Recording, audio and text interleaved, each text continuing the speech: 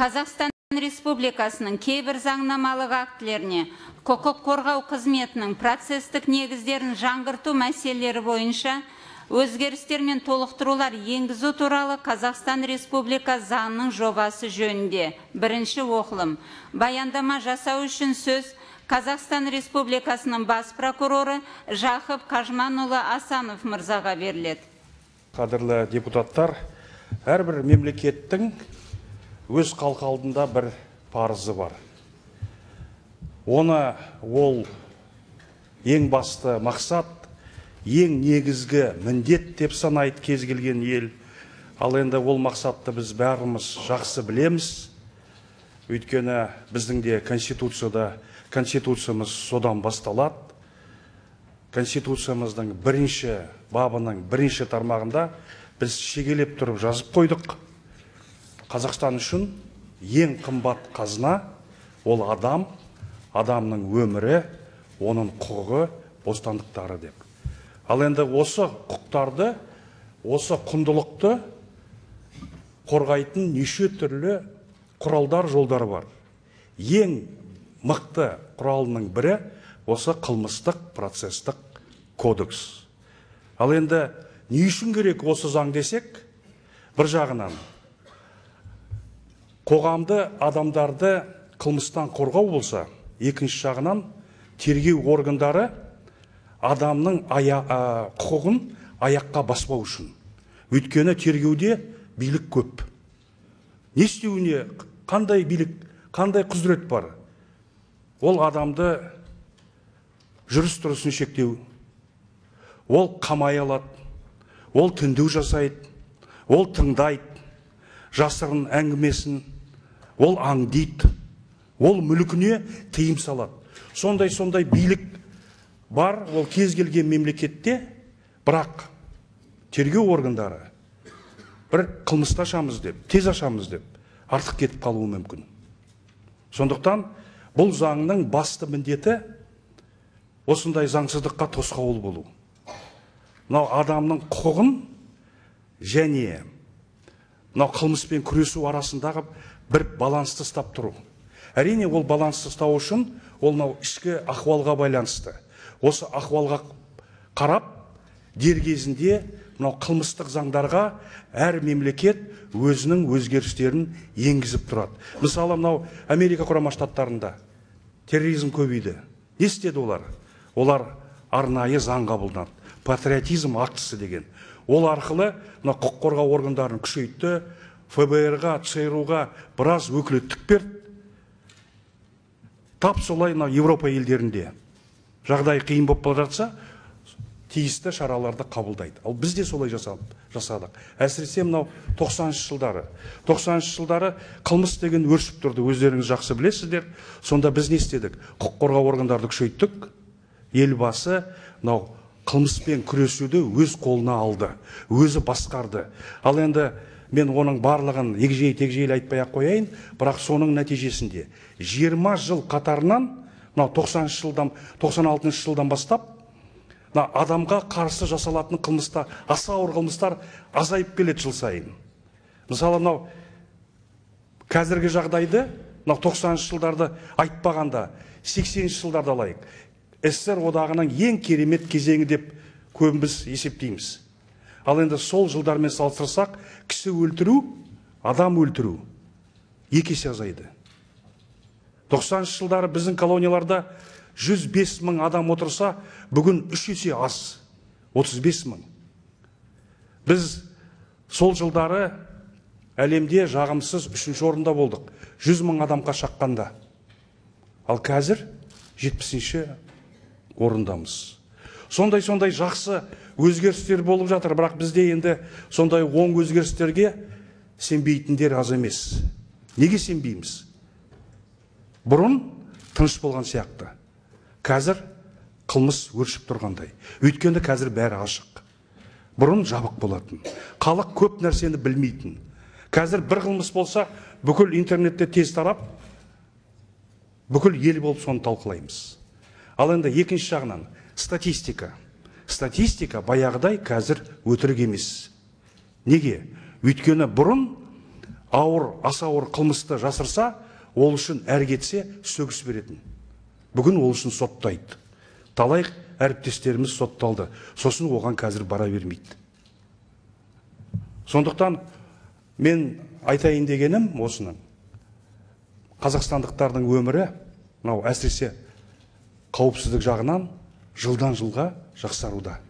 Тағы да айтайын,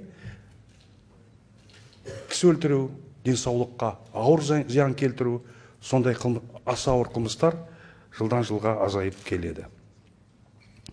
Ал енді жалпы заң жетілдіру ол тоқтамайтын процесс. Жаңа мен айттым, әр мемлекет өзінің ішкі жағдайына қарап, біртіндеп, таразылап, кезең-кезеңмен өзгерістерді енгізіп тұрады. Ал енді бүгінгі жоба сондай бір кезекті бір қадам, оның бір өте басты бір ерекшелігі бар. Біздің тарихымызда алғаш рет ОПК-ға өзгеріс енгіземіз деп елбасының өзі ұсыныс енгізіп отыр. Мұндай бұрын болмаған. Бұрын көбінесе үкімет енгізетін. Ал енді қай жағынан бұл заң жоба маңызды десек, ең алдымен елбасы біздің алдымызда үш мәселені қойды, үш мақсатты қойды. Біріншіден, ОПК-ға қарапайым адамның көзімен қараңдар деді. Екіншіден, бізде қылмыстық процесс мемлекет үшін өте қымбат. Тергеушілер, прокурорлар, соттар, сараптамалар мыңдаған. Сосын тым ұзақ, қиын, күрделі. Осыған экономия тұрғыдан қараңдар. Бірақ ағаштың екі ұшы бар дегендей, экономия жасайым деп артық кетпеңдер. Ертең адамның құқығы бұзылмасын деп ескертті. Үшінші, бұл заң жобасының ерекшелігі, біз бұл заңмен құқық қорғау органдарды күшейтпейміз. Бірде-бір оларға билік жаңа құзырет бермейміз.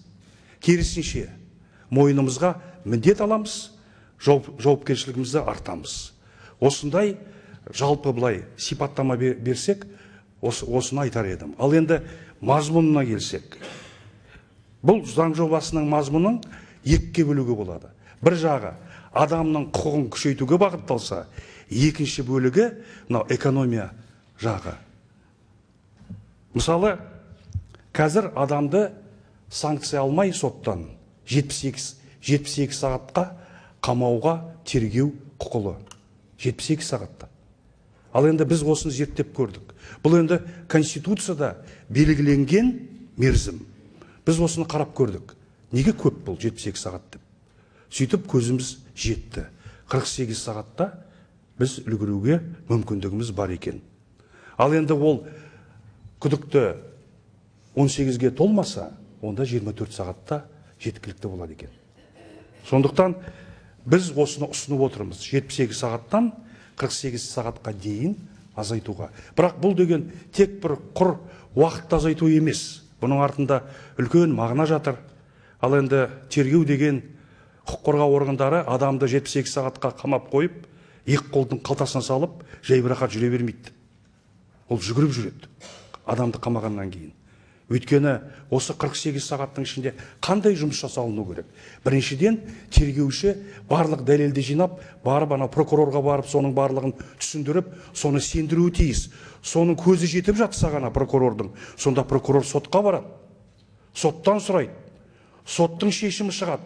Осының барлығы 48 сағаттың ішінде болу керек. Ал енді үлгірмесе, онда ИВС-тің бастығы адамды шығарып жіберу керек, шығармаса өзі сотталады. Осындай бірінші норманы біз ұсынып отырмыз. Дегенмен, 78 сағат деген кейбір қылмыстар үшін сақталғаны жөн деп есептеп отырмыз. Өйткені бұл алғашқы қадам, көш жүре түзеледі дейді. Сондықтан біз кейін практиканы зерттеп, міндетті түрде осы тізімді біз азайтамыз. Түбі барлық әрбір қылмыс үшін 48 сағат деген жалпы бұл халықаралық стандарт. Екіншіден, экономикалық қылмыс үшін. Осы экономикалық қылмыс тергеліп жатса, тергеу кезінде ешкімді қамамауды ұсынамыз. Бұл енді бизнес жасап жүрген адамдар ғой. Олардың қоғамға деген, жеке адамға деген қаупі жоқ. Олар қайта анау бос жүрсе, өзінің бизнесін жалғастырып, ана адамдарға жұмыс орын болады.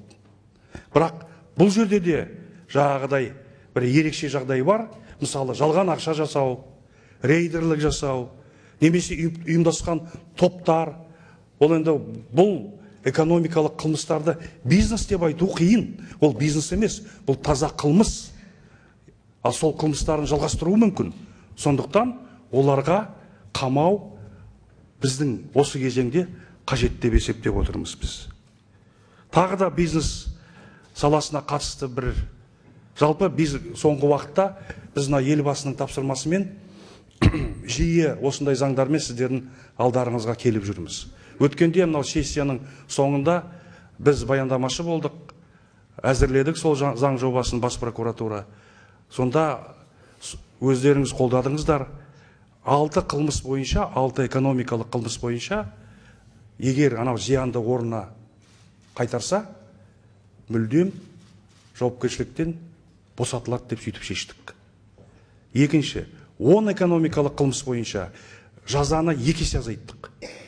Ал тағы да бүгін келіп отырмыз, мынау 3 жаңалық. Қылмыстық істі қандай жағдайда бастап кетуге болады, қозғауға болады. Мысалы, бүгін қызметкер, кез келген қызметкер құқық қорғау органының мына жерде қылмыс бар деп құр рапортының негізінде қылмыстық іс басталып кетеді. Құр рапорт, бір қағаз, бір жапырақ қағаз жазады, осындай қылмыс бар деп, соның негізінде қылмыстық процесс басталып кетіп жатыр. Бұл әрине дұрыс емес. Енді бұл заңға біз енгіздік, ондай қылмысты қозғау үшін ең алдымен аудиттың, ревизияның ресми актісі керек. Ол актіде осындай қандай зиян келтірілді, ол зиянның мөлшері қылмыстық кодекспен сай болу керек. Қылмыстың құрамы болу үшін. Екіншіден, мысалы, бизнесте біреу келісімді орындамайды. Біз ол алаяқ деп сразу бірден іс қозғаймыз. Бұл да дұрыс емес. Өйткені ең алдымен екі тарап өз араларын сот арқылы шешіп алу керек. Біріншіден. Екіншіден, о бастан анау тарапта ойы болған жоқ сол келісімді орындауға. Ол алдағысы келді. Оның ниеті арам болды. Соны дәлелдейтін деректер керек. Әйтпесе ол таза дау, азаматтық дау, ол әрине соттың азаматтық тәртіпте сотта қаралуы тиіс. Үшінші өзгеріс. Тергеу органы телефонды тыңдайды. Мен жаңа айттым, неше түрлі биліктері бар, жасырын тергеу амалдарын жасайды. Сосын барып, бір уақытта көзі жетеді, ешқандай қылмыс жоқ, күдігі расталмайды. Сосын не істейді? Жылы жауап қоя салады. Анау адам білмейді оны. Сол тәртіпті бізде тағы өзгертіп жатырмыз. Ал енді сондай жұмыс жүргізілсе, ертең тергеу органы соңғы шешім қабылданғаннан кейін тергеу органы анау адамға сізге қатысты осындай жасырын жұмыс жүргізілді деген хат беруге тиіс.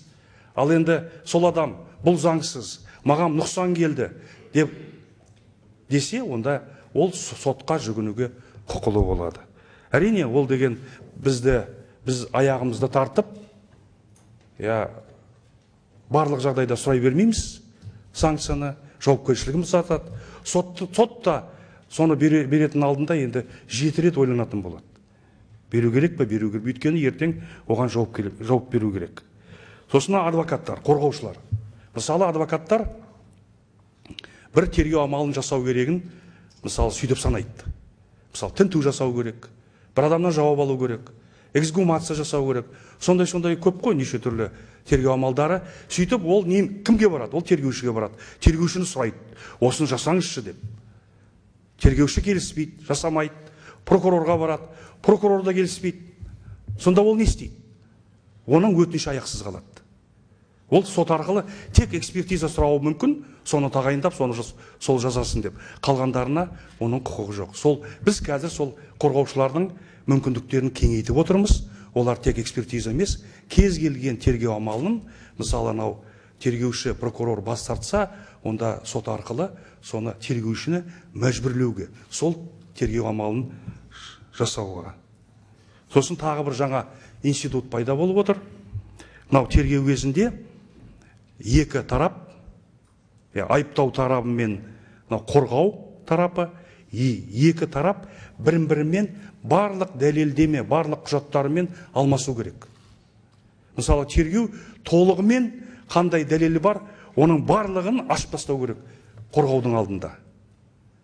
Қорғаудың да сондай міндеті бар. Ал егер бірін-біріне олар ашпаса, кейін сотта ол дәлелдеме жарамсыз деп тануы мүмкін. Бірақ қорғаудың бір артықшылығы бар, артық құқығы бар, правасы бар. Олар кейбір маңызды дәлелді өздеріне сақтап, тергеуге ашпауы да мүмкін. Неге? Өйткені ол айтады, бір куә бар. Мен қазір тергеушіге, ол прокурорға ол жөнінде айтқым келмейді. Ертең ол деген оларда мүмкіндік көп, олар оны қорқытып, ертең анау тайдырып жіберуі мүмкін. Сөйтіп, маңызды сондай бір өздеріне қажетті дәлелдерді сақтап, кейін ашық процесте барлығы бар, сотта бар, прокурорда бар, барлық тараптары бар. Сол жерде ашам көрсетем десе, онда сондай мүмкіндікті осы заң арқылы біз беріп отырмыз. Тағы да бір келесі мәселе, мынау сессия ашылғанда, осы сессия ашылғанда елбасы бізді қатты сынады. Сонда бір айтқаны, бір факты бойынша істі бастайсыңдар, кейін дәлел таппайсыңдар, сосын әйтеуір бір басқа жағын қазбалай бересіңдер деп. Ол расында да солай. Сондықтан осы мүлдем тоқтатылады, осы практика, осы заң арқылы. Енді қай факт қозғалса, тек сол фактінің шеңберінде іс тергелетін болады. Бұл енді адамның құқығы күшейтілу жағы. Ал енді екінші бөлігі, мен жаңа айттым, жалпы біз қалай осы процеске экономия жасаймыз деп отырмыз. Мысалы, мен бір мынандай мысалды айтайын. Адам қолынан ұсталды. Ұрының үстінде. Ұры қолынан ұсталды. Куә бар, жәбірленуші бар, бәрі айтып тұр. Видео жазылған. Ешқандай күмән жоқ, өзі мойындап тұр. Айдай анық іс, өте оңай. Бірақ сол осындай іс 15 күн тергеледі полиция бүгін. 3 күн прокурор қарайды, 20 күн сот қарайды. Сондай 2 айдай уақыт кетеді. Бұның барлық шығын мемлекет үшін. Бұндай процеске, бұндай істер бойынша процестің қажетіне. Сондықтан біз мынау жаңадан бір институтты енгізіп жатырмыз, бұйрық өндірісі деген. Сонда жаңағыдай мен айттым мысалды, анау қылмыс жасаған күдікті ол айтып тұр, мен мойындап тұрмын, маған анау жазада айыппұлы бар, сол айыппұлды маған тағайындасаңыздар, мен ертең соны төлеймін деген жағдай. Жәбірленуші онымен келісіп тұр. Бұл мен айтып отқан бір ұсақ майда қылмыстар. Бірақ солар көп уақытымызды алады біздің соттардың, құқық қорғау органдардың, тергеушілердің, прокурорлардың. Сондықтан осы істер бойынша олар тез шешілетін болады. Әрі кетсе бүгін 2 ай созылып жатса, мынау заң қабылдасаңыздар, мынау 6 күн, 9 күннің ішінде соңғы шешім қабылданатын болады. Ал енді тағы да экономика қатысты бір өте бір күрделі мәселе. Бізде құқық қорғау органдарында баяғыдан келе жатқан бір ескі ауруымыз бар. Мынау өзіміз қылмыстық іс бар ғой, соның қожайыны деп санаймыз өзімізді. Сосын адамның қылмысқа тартып атқан, соның тағдыры менің қолымда деп кеудемізді ұрамыз. Бұл шын айтсақ, сол кеңес одағынан келе жатқан көзқарас, мынау қанымызға сіңген әдет, мынау қалыптасқан менталитетіміз біздің. Мен оны мойындаймын. Мен өткен 86 жылдан бері осы құқық қорғау органдарында жұмыс істеймін. Ал енді осы ауруды қалай емдеу керек? Біз соны көп қарадық, шетелге бардық. Бірақ енді оның шешімін елбасы өзінің жолдауында бізге айтты, тапсырма берді. Мынау қылмыстық процесті цифрлық форматқа ауыстыру. Біз енді Сауд Арабиясында болдық, Түркияда болдық, Грузияда болдық, Литвада болдық. Осы мемлекеттер осы өздерінің қылмыстық процесін 10-15 жыл бұрын цифрлық форматқа ауыстырып жіберген. Оларда да осындай проблемалар болған. Олардың қызметкерлерінде де осындай әдет болған, осындай көзқарас болған. Мен жеке өзім Сауд Арабиясының бас прокурорының кабинетінде болып, соның қалай жұмыс істейтінін өз көзіммен көрдім. Біз енді қазір осы бағытта көп жұмыс жасап жатырмыз. Ал енді елбасының тапсырмасымен біраз IT мамандарды прокуратураға алдық қазір. Олар үлкен жұмыс жасап жатыр. Бюджеттен қосымша ақша сұрап жатқан жоқпыз. Өзім сол мемлекет беретін айлыққа біраз IT бағдарламаларды жасап, қазір 6 облыста пилоттық жоба іске асырып жатырмыз. Ал енді соның шеңберінде қазір бүгінгі күні 200-дей санкция тікелей соттардан электрондық форматта алынды. Бұрын 3 күн, 4 күн сандалып жүрсе тергеуші, прокурор, соттың арасында қазір кабинетте отырып 1-2 сағаттың ішінде алады. Психодиспансер дейміз, наркодиспансер. Соларға да тергеуші барып, 2-3 күн жүреді, кезекке тұрады, күтеді. Соның барлығы қазір кабинетте отырып 10 минутта алып жатыр. Осындай жалпы өте үлкен мүмкіндік береді. IT жүйесі десек. Бұл енді ең алдымен қағаз сияқты бұл жоғалмайды істер деген. Бүгін оқып та жатсыздар. Көп өкінішке орай бізде қылмыстық істер жоғалып жатыр. Әрине біз кінәлі адамдарды жазаға тартып жатырмыз, бірақ енді мақсат бәрін жаппай соттау емес қой. Соны болдырмау. Сосын жаңа айттым мен, бір жапырақ қағаз үшін қаншама уақытты жоғалтады. Оның барлығы түбі бюджетке неғылатын үлкен салмақ. Сосын енді бірақ ең бастысы цифрлық форматтың беретіні ең алдымен адамның құқығын қорғалуын күшейтеді. Өйткені барлық процесс алақандағыдай көрініп тұрады. Прокурор үшін, сот үшін. Сосын әрине олардың тергеушінің қатесі болып жатса, дереу соны жоюға олар міндетті болады. Арыз түсіп жатса, прокурор ол өз бастамасымен жасау керек. Сот тек арыз түссе қарау керек. Соның барлығы біз деген шын айтсақ бір аспаннан ойлап тауып атқан бұл немес, бұл дүниежүзілік өзі практика. Елбасы сессияны ашқанда сіздердің алдарыңызға айтты. Біз жалпы халықаралық стандарттарға қарай ұмтылуымыз керек деп. Сондықтан мынандай цифрлық форматта болса, менің ойымша жаңағы айттым ғой, мен бір ауруымыз бар. Біз әрбір қылмыстық істің қожайын деп сезінеміз өзімізді. Тағдырын біз шешеміз, сол аурудан біз құтыламыз. Коррупция азаяды. Ең бастысы біз қанша жас өзіміздің әріптестерімізді қате жасаудан, сүрінуден, сотталудан қорғап, оларды сақтап қаламыз. Өте көп өкінішке орай қылмыстық әріптестеріміз қазір сотталып жатыр. Әсіресе біздің прокуратурада біз мысалы айтсақ, соңғы 1 жылдың ішінде 15 жылда болмаған прокурорларды ұстап отырмыз. Бізге де ол оңай емес, біз мәжбүрліміз. Бірақ соның ішінде ең бір себебі осындай, біз барлығы жабық. Мысалы, біреу бізге арыз жіберсе, біз бас прокуратура не істейміз? Істі сұратамыз өңірден. Ол іс деген 2 апта жүреді кемінде поштамен. Сосын барып тергеуші, бізге жіберетін тергеуші, ол барлық құжаттарын жібермейді. Өзінің кемшілігін жастыру үшін кейбір құжаттарды өзіне алып қалуы мүмкін. Сөйтіп біз прокурор мына жерде отырып, мен ауыз толтырып жауап берем, бірақ мен онша сенімді емеспін. Өйткені кейбір фактілер, кейбір дәлелдер сейфінде қалып қойды. Оны қайдан білем мен? Осының барлығын цифрлық формат. Ең алдымен цифрлық формат не қылды? Қылмыстық процесте тәртіп орнатады. Сосын біздің қызметкерлеріміздің санасын жаңғыртады. Сосын бізде де мүмкіндік ашылады. Қоғамның көңілінен шығатын жұмысымыздың сапасын қоғамның көңілінен шығатын деңгейге көтеруге біз мүмкіндік аламыз. Оған шын айтсақ, еш күмән жоқ, сеніміміз бар. Құрметті депутаттар, бұл заң жобасы комитеттерде жан-жақты қаралды, зерделді. Енді біраз ұсыныстар түсті. Олар одан сайын жақсартты. Сіздерге рахмет.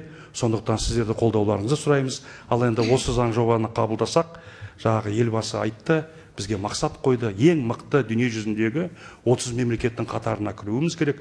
Сонда мынандай заңдармен біз өзімізді құқық қорғау саласы, сот саласы, біздің өзіміздің үлесімізді сол мақсатқа жету үшін жасаймыз деген сондай бір сенім бар. Рахмет тыңдағандарыңызға.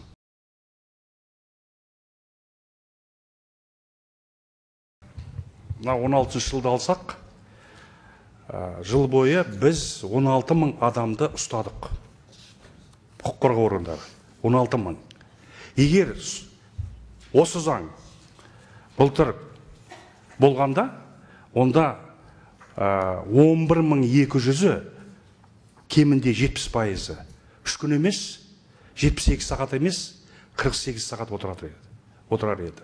Ал енді жасы 18-ге толмағандарды алсақ, былтыр 204 жасөспірім ұсталды, оның 80%-і 166 жасөспірім жаңағыдай 78 сағатқа емес, 24 сағатқа ұсталатын еді. Сондықтан бұның берері өте көп, 70%. Бірақ мен бағана айттым, онымен біз тоқтамаймыз. Бұл алғашқы қадам, келешекте практиканы зерттеп, мүмкін анау кейбір нелер бар ғой, тізімдер, жаңағына терроризм, экстремизм дейміз, аса ауыр қылмыстар бойынша, сосын барып мынау педофилия дейміз, басқа да бір нелер бар, жаңағы аса ауыр қылмыстар, сол тізімді біз міндетті түрде азайтамыз. Ол мәселе бәрібір бір босатамыз деген әңгіме емес, тек тергеуші прокурорлардың мүмкіндіктері азаяды. Тезірек мүмкіндігінше сотқа барып, сот арқылы сот процесінде қамала ма адам, қамалмай ма, сол жерде шешілуі тиіс. Сосын мен тағы бір нәрсені айтайын. Бізде жалпы қылмыстық процесте екі фильтр бар. Мысалы, тергеуші айтады, мына адамды қамау керек дейді. Содан кейін ол мәселені қарайтын прокурор. Прокурордан кейін сот. Бұл фильтр. Мысалы, былтыр тергеушілер бізге 15 мың адамды қамайық деп, осындай өтінішпен прокурорларға келді. 15 мың. 16 мың ұсталды, 15 мыңмен олар келді. 15 мың бойынша біз, әрбір 4-ші өтініш бойынша біз қанағаттандыруға бас тарттық. Сонда 3,5 мың адам прокурордың шешімімен қамалған жоқ, тергеу кезінде. Қалған 11.500 адам бойынша прокурорлар сотқа барды. Сот 500 адам бойынша бас тартты. Сондай цифрлар бар. Жалпы мынау түсінікті болу үшін прокурорлар олар мәжіліс сияқты. Өйткені мәжіліске алғашқы заң жобалары кіреді, барлық кемшіліктер сіздер қарайсыздар, барлық кемшіліктерді сіздер жолдайсыздар, сөйтіп сенатқа жібересіздер. Бізде сол прокуратура барлық кемшілікті қылмыстық процесте жойып, сосын барып сотқа жібереміз.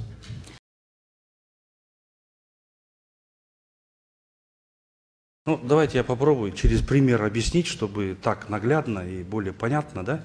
Вот, к примеру, в отношении кого-то возбудили уголовное дело. Сейчас я просто, чтобы понятно говорю, на самом деле сейчас такого понятия возбуждения дела нету, идет регистрация досудебного расследования. Так вот, начали уголовное дело. Кого-то признали подозреваемым. Арестовали не только его имущество, его самого арестовали. А потом выясняется, он ни при чем. Теперь дело надо закрыть, так же, по идее.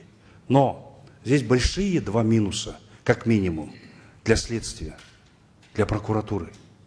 Какие это минусы? Показатель. Очень плохой показатель. Фиксируется нарушение прав человека. Второе. Раз плохой показатель, то надо наказать кого-то. А как это? Он же незаконно привлек к уголовной ответственности. Поэтому что делают? Начинают искать другие зацепки. Поэтому об этом открыто прямо сказал и потребовал глава государства. Теперь что? Этот законопроект исключает такую практику. Чтобы опять было понятно, если кому-то подозрение предъявили по хулиганству, то не имеет права проверять финансовую деятельность его компании. Причем тут компания? К сожалению, это недостаток общий всей правоохранительной системы, в первую очередь, в том числе и прокуратуры. Поэтому тот принцип, который вы назвали, он еще 200 лет назад был провозглашен в Великобритании, по-моему. Великобритания, да.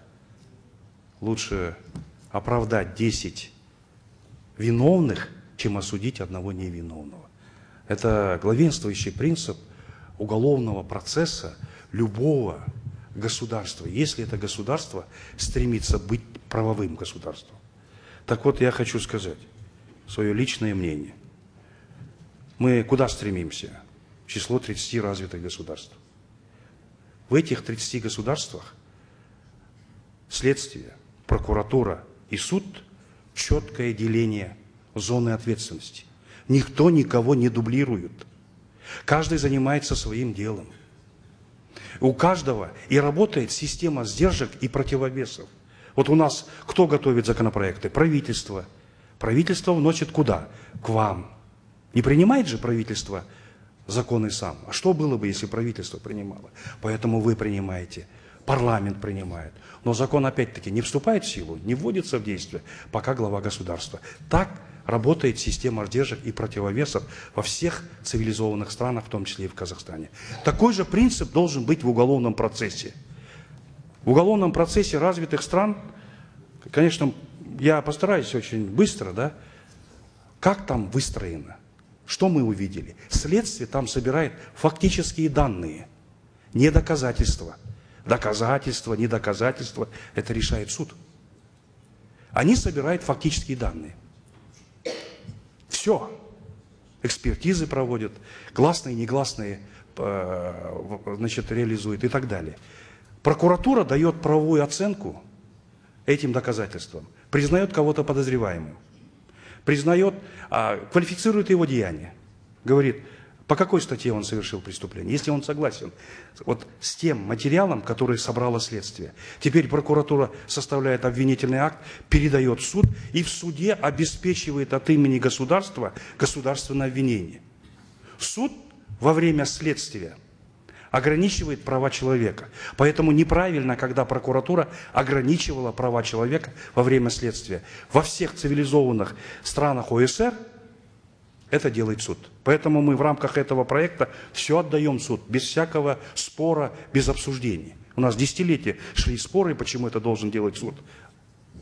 Поэтому это не дело прокуратуры ограничивать права человека во время следствия. Потому что прокуратура – это сторона обвинения. А сторона обвинения не должна иметь преимущество перед стороной защиты. Вот это основополагающие принципы, куда мы стремимся. Я говорил, что в любом случае, любое законодательство – это процесс постоянный, и он развивается по мере необходимости шаг за шагом. И вот этот шаг, который мы сегодня делаем, позволяет такой шаг делать наша нынешняя криминогенная ситуация. Вот. И третье, вот это деление есть, в этом законопроекте мы четко поделили зону ответственности прокуратуры и суда. Но следующий шаг, нам надо поделить зону ответственности следствия и прокуратуры.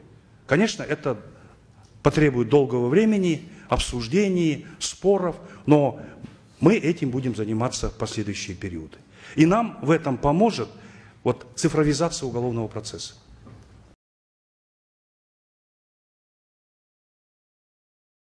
Расында да бүгін тергеуші не істейді ол прокурордың келісімін алады, сосын алады да мүлікке шектеу жасайды 10 күнге. Бірақ ол жөнінде айтпайды мүліктің иесіне. Айтуда да міндетті емес. Іс жүзінде ол 10 күн емес, айлап, жылдап созыла береді ол. Сосын мүліктің иесі кейін енді біліп қойып жатса, сол тергеушінің, прокурордың атынан жүріп, өтініш айтып, танысыздар іздеп, сөйтіп жүреді.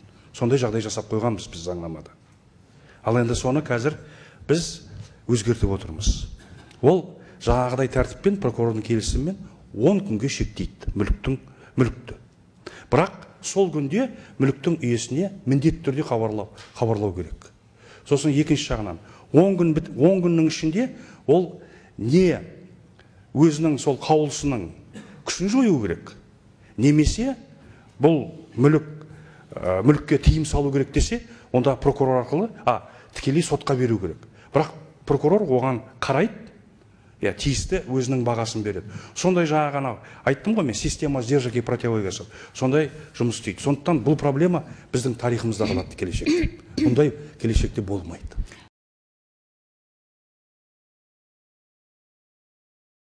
Законопроект внесен главой государства. Он разработан по конкретным поручениям главы государства. Поэтому администрация президента приняла, разработала и приняла план мероприятий по реализации этого закона. Мы сейчас работаем совместно с другими правоохранительными и другими судебными, Верховным судом. Поэтому, значит, сейчас как раз обсуждаем. Я думаю, что к моменту принятия, введения в действие этого закона, все эти акты будут в установленном порядке, пройдут необходимую процедуру согласования и регистрации в Министерстве юстиции. Я хочу единственное добавить по цифровизации.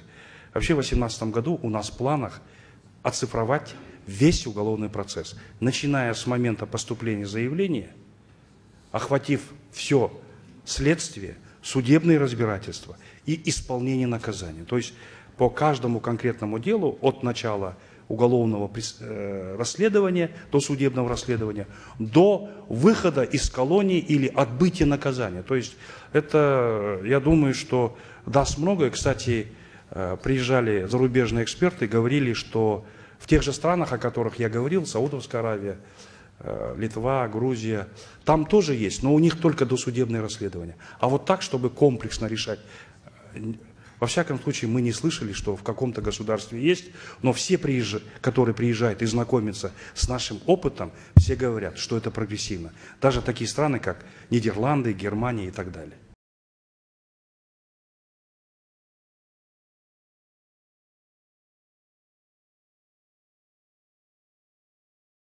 Противоречий здесь однозначно нет, потому что действительно, как вы говорите, сторона обвинения и сторона защиты, они до передачи дела прокурору во время следствия, то есть по окончании следствия, должны представить друг другу все, что они собрали. Обе стороны. Если чего-то укрыли, то в дальнейшем суд эти данные, эти доказательства могут признать недопустимыми. Но защита, сторона защиты, имеет определенные преимущества над стороной обвинения. Обвинение должно выложить все карты, все свои козыри, а защита имеет право что-то укрыть, какое-то золотое доказательство. Потому что защита считает, что у защиты есть какой-то важный свидетель, о котором он не хочет говорить ни следователю, ни прокурору. Почему? Потому что боится рисковать, потому что у стороны обвинения много полномочий. И они могут, в кавычках, поработать с этим свидетелем и склонить его в сторону обвинения. Поэтому какие-то важные доказательства он сохраняет и на открытом процессе обнародует. Поэтому я считаю, что это очень важное такое нововведение, и оно направлено на усиление стороны защиты. Я еще раз говорю, обвинение 100% обязано представить все еще до прокурора. Теперь там еще есть другая сторона. К сожалению, у нас бывают случаи, когда есть очень веское доказательство, которое можно предъявить прокурору, следователю, а адвокат тянет. Почему тянет? Потому что гонорар-то идет. Поэтому, чтобы клиенты, вообще законопроект-то не направлен на защиту адвокатов, он направлен в первую очередь в защиту вот этого самого обвиняемого, которого представляет адвокат. Поэтому я не говорю, что это массовый характер, но такие ситуации бывают, когда искусственно затягивается разбирательство дела. Это дорого обходится и государству, и дорого обходится клиенту, адвокату.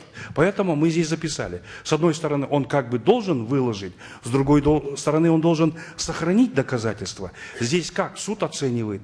Если суд считает, что адвокат как-то необоснованно тянул с этим доказательством, хотя прокурор наверняка бы прекратил это дело, вот, или даже дело могло быть прекращено в стадии еще начальной стадии уголовного судебного разбирательства. Поэтому все эти вопросы будут обсуждаться. Это тоже мировая практика, и мы считаем, что это усилит позицию защиты, усилит права тех, кто нанимает защитников.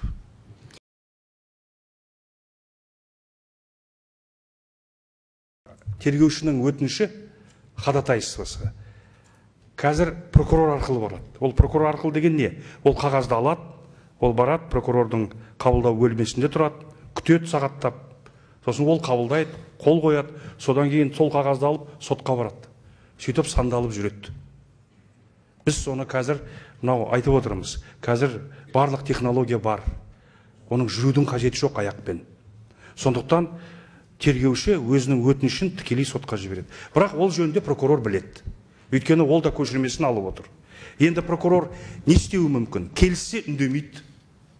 А келіспесе, сол тергеушінің қаулысын, шешімін бұзып, ана күшін жояды.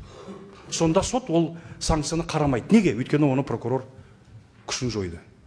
Сондықтан бұл адамның құқығы бұзылмайды, оған біз сенімдіміз. Тағы да айтайын, прокурор санкция негізсіз сұралды соттан десе, онда сол тергеушінің өтінішін ол бұзып, күшін жоюға құқылы. Значит, естественно, строго к этому, каждому уголовному электронному делу доступ будет строго ограничен. Мы сейчас вот в этом инструкции, нормативном правовом акте, который будет принимать генеральный прокурор, там все пропишем. По какому делу кто имеет право входить? Следователь, процессуальный прокурор, какие прокуроры имеют право, какие судьи имеют право. То есть все это будет расписано, порядок будет, конечно, мы со всеми согласуем, но чтобы войти в эту систему, будет 3 степени защиты. Первое – индивидуальный цифровой ключ. Это первое. Второе – пароль. Третье – отпечатки пальцев. Это тоже очень важно, отпечатки пальцев, потому что во многих случаях следователи имеют индивидуальный ключ, но все время ссылается на то, что какой-то коллега другой зашел от его имени. Так что необходимо будет еще подтверждать отпечатками пальцев. Теперь, по поводу защиты. Это вопрос на первом месте. Это даже надежнее, чем сегодняшние бумажные уголовные дела. Мы не знаем, кто эти дела видел, потому что там следов нету. А здесь следы остаются. Кто зашел, зачем заходил, во сколько заходил, что он там сделал. Допустим, к следователю завтра какие могут быть претензии? Почему допустил явные процессуальные нарушения? Прокурор входит. Почему зашел, увидел, но нет реакции с твоей стороны? Почему не входил, не контролировал, не надзирал? То есть вот такая система будет, и там все это фиксируется. Теперь, что касается защиты. В каждом здании, где дела будут вестись в электронном формате, будут установлены специальные шифровальные устройства. Их задача – шифровать вот эти каналы связи. Это с одной стороны, плюс сервера, которые получают эту информацию по интернету, они тоже будут, там тоже будут шифраторы. Но технологии развиваются каждый день, нам тоже надо совершенствоваться постоянно, поэтому мы будем над этим постоянно работать. Мы даже сегодня думаем в направлении вот этого нового блокчейна. Там вообще гарантируется неизменность вот этих всех данных. Поэтому это дело перспективы. Но если этот вопрос вас беспокоит и волнует, давайте я вам направлю наших IT-специалистов. Они гораздо лучше и понятнее объяснят, чем я. Я просто хотел бы напомнить об одном очень важном изменении, которое произошло где-то года два назад, о том, это на самом деле, я скажу, это очень серьезное изменение, которого не было до этого в нашем уголовном процессе и в уголовном кодексе.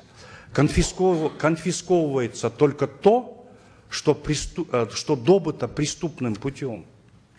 Сегодня мы, к сожалению, в этом и прокуроры виноваты, и судьи виноваты, все мы виноваты.